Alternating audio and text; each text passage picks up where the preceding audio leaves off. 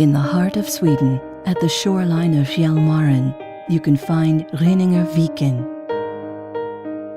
a place of solitude and silence, a nature reserve filled with inspiration and vision, where people get together and share their outdoor experiences, a place where everyone is welcome and free. But it hasn't always been like this. For a long time, this was the backside of Örebro, and it all started in the end of the 19th century.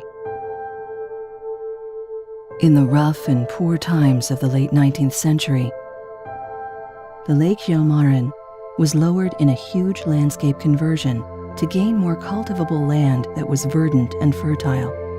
The lake, which was in accession with Örebro city, was reduced by 2 meters, and as it sank, Örebro lost its lake and was no longer a seaport.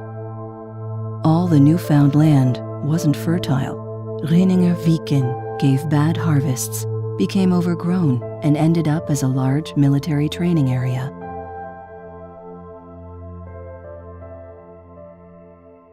This was the beginning of destruction. Soon several heavy industries, huge dumps, and oil ports had established themselves in the area. It became the ugly backside of Örebro, a place where everybody threw their garbage. There was a big dump called the Vienna Tip, with millions of square meters of trash and garbage.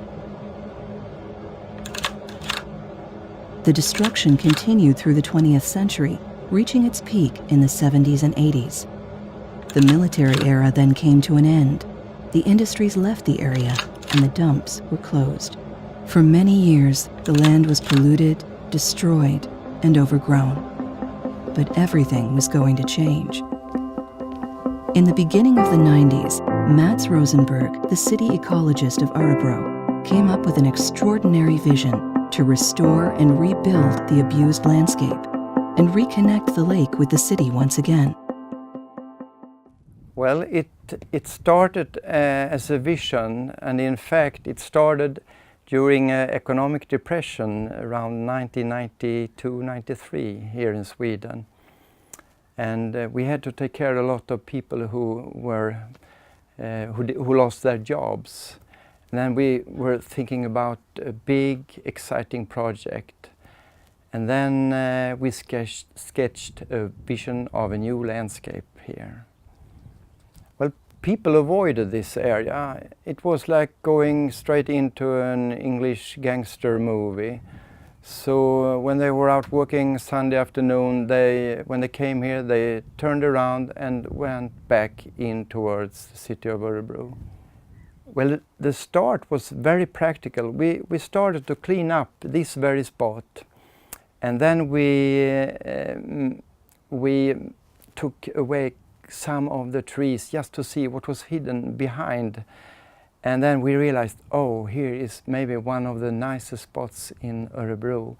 We have to show the whole city what's hidden behind what they saw then. So that was the very start. A lot of practical work. Well, it has been a lot of problems, small and big.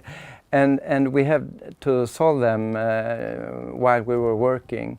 There was really no good guidebook how to create a new landscape or anything like that. We had to do this on ourselves. The vision was laid out, the plans took form, and the transformation began.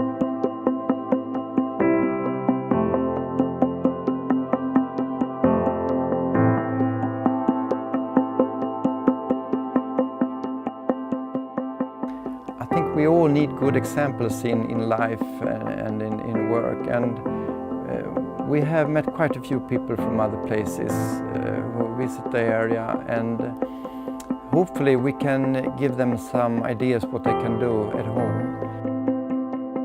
Mats proved that everything is possible. Örebro got its lake back. The location that was once the backside of Örebro, the Ugly Duckling, is now transformed to this great, beautiful swan that embraces you with its open wings.